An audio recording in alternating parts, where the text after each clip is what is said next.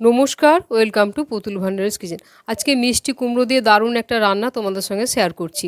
রান্নাটা সম্পূর্ণ দেখার অনুরোধ জানালাম। সম্পূর্ণ দেখার পর ভালো লাগলে একটা লাইক কমেন্ট করতে ভুলবে না। আর আমার চ্যানেলে যদি তুমি নতুন হয়ে থাকো, আমার চ্যানেলটিকে সাবস্ক্রাইব করে নেওয়ার অনুরোধ জানালাম। কুমড়ো রান্নাটা করার জন্য এটা আমার ওজনে 400 গ্রাম কুমড়ো ছিল। আমি পুরোটা নেব না, 100 গ্রামের মতো আমি কেটে রেখে দিলাম। আর এই 300 গ্রাম কুমড়ো দিয়ে আজকে রান্নাটা আমি করব।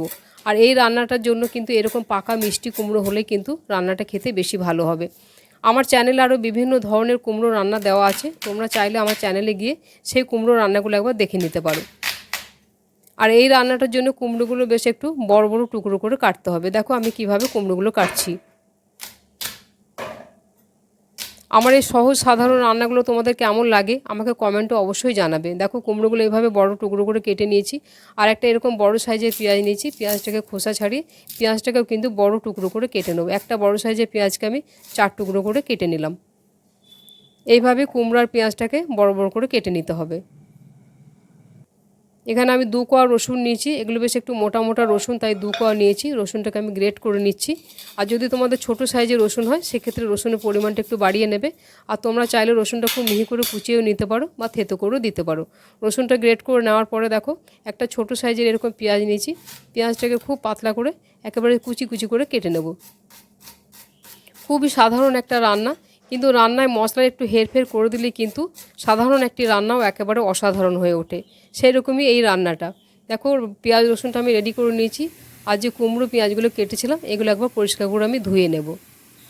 একটা বাটি নিয়েছি, বাটির মধ্যে আমি 1/2 কাপ পরিমাণে মসুর ডাল দিয়ে দিচ্ছি। ডালটাকে 2-3 বার এইভাবে জল দিয়ে পরিষ্কার করে চটকে চটকে ধুয়ে নেব, যাতে ডালটা থেকে একেবারে নোংরাটা সম্পূর্ণরূপে বেরিয়ে যায়। তোমরা চাইলে এটা মুগ ডাল দিয়েও করতে পারো। আমি 1/2 কাপ ডাল দিয়ে করছি, তোমরা তোমাদের প্রয়োজন মতো ডালটা কম বেশি করে নিতে পারো। গ্যাস অন করে দিয়েছি, ফ্রাইং প্যান বসিয়ে দিয়েছি, ধুয়ে রাখা ডালটা দিচ্ছি। আর একেবারে আমি পরিমাণ মতো জলটা দিয়ে দেবো। আর দ্বিতীয়বার জল দিতে হলে কিন্তু অবশ্যই গরম জল দিতে হবে। এখন কেটে রাখা কুমড়ো আর পেঁয়াজের টুকরোগুলো এই ডালের মধ্যে দিয়ে দিচ্ছি। পরিমাণ মতো নুন দিয়ে দেবো, আর 1/2 টিস্পুন দিয়ে দেবো হলুদের গুঁড়ো, আর সামান্য দিয়ে দিচ্ছি একটুখানি সর্ষের তেল। একবার নাড়াচাড়া করে ভালো করে একবার মিশিয়ে দিই। 2টো কাঁচা লঙ্কা দিয়ে গ্যাসের আঁচ কমিয়ে এটাকে ঢাকা দিয়ে ভালো করে সেদ্ধ করে নেবো, তবে পুরোপুরি গলিয়ে দেব না।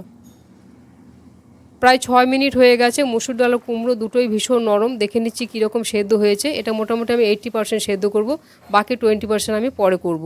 একটা কুমড়ো আমি চেপে দেখে নিচ্ছি কতখানি সেদ্ধ হয়েছে।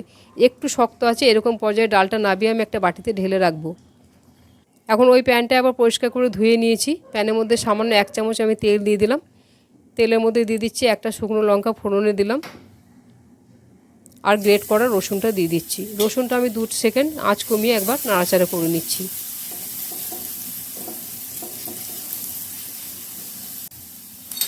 রসুনটা যখন এরকম অর্ধেক ভাজা হয়ে যাবে তখন সেই কুচনে পেঁয়াজটা দিয়ে দিচ্ছি। পেঁয়াজটা রসুনটা এখন একসাথে বেশ ভালো করে গ্যাসের আঁচ কমিয়ে একেবারে লালচে লালচে করে ভেজে নিতে হবে।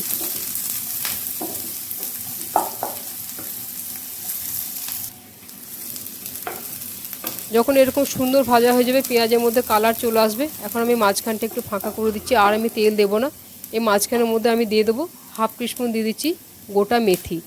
এই মেথিটা দেওয়ার কারণে কিন্তু একেবারে রেসিপিটা দুর্দান্ত হয়। এছাড়াও এই যে ভাজা মশলা আমি একটি তৈরি করে রেখেছি, সেটিও আমি দেওয়ার আগে দেখিয়ে দেবো কী কী দিয়ে তৈরি করেছি। মেথিটা দিয়ে পেঁয়াজ রসুনের সাথে খুব ভালো করে মিশিয়ে দিলাম। খুব সুন্দর একটা গন্ধ বেরোচ্ছে। ফোড়নটা আমার একেবারে তৈরি হয়ে গেছে। এখন সেই সেদ্ধ করে রাখা যে ডালটা রেখেছিলাম সেই ডালটা দিয়ে দিয়েছিলাম। আর এই কারণেই ডালটা আমি পুরো সেদ্ধ করিনি, কারণ এই যে ফোড়নটা আমি দিলাম পেঁয়াজ রসুনটা, এর সাথেও আমি ডালটা আরও 2 মিনিট এইভাবে সেদ্ধ করব। গ্যাসের আঁচটা কমিয়ে রেখে দেবো। তবে এটাকে আর আমি ঢাকা দেবো না, এভাবে ঢাকা ছাড়াই এটাকে 2 মিনিট রেখে দেবো। আর যে মশলাটা আমি বানিয়ে রেখেছিলাম সেটা আমি দেখিয়ে দিচ্ছি। শুকনো প্যানের মধ্যে দিয়েছিলাম 1/2 টিস্পুন গোটা ধনে, 1/2 টিস্পুন দিয়েছিলাম গোটা জিরে, আর 1/2 টিস্পুন দিয়েছিলাম 5 ফোড়ন। এটাকে শুকনো প্যানের মধ্যে আমি 1 মিনিট বেশ সুন্দর করে এভাবে ড্রাই রোস্ট করে নিয়েছিলাম। যখন সুন্দর একটা গন্ধ বেরিয়েছিল তখন আমি গ্যাসটা অফ করে এটাকে আমি নাবিয়ে দিয়ে একটু আমি শিলে মোটা মোটা করে গুঁড়ো করে রেখেছি।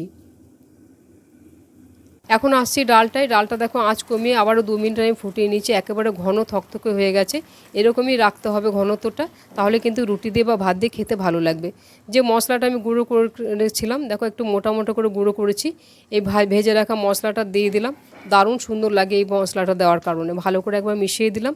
আজকে রান্নাটা তোমাদের কেমন লাগলো অবশ্যই আমাকে একটা কমেন্ট করে জানাবে। আর আমার চ্যানেলে যদি তুমি নতুন হয়ে থাকো, আমার চ্যানেলটিকে সাবস্ক্রাইব করে নেওয়ার অনুরোধ জানালাম।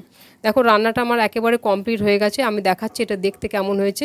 ঘনত্বটা ঠিক এরকমই রাখবে, তাহলে কিন্তু খেতে রুটি দিয়ে বা ভাত দিয়ে বেশি ভালো লাগবে। তাহলে রেসিপিটা সম্পূর্ণ দেখার জন্য ধন্যবাদ জানালাম। আবার অন্য কোনো দিন দেখা হবে অন্য কোনো রেসিপিতে। সবাই ভালো থাকবে। নমস্কার।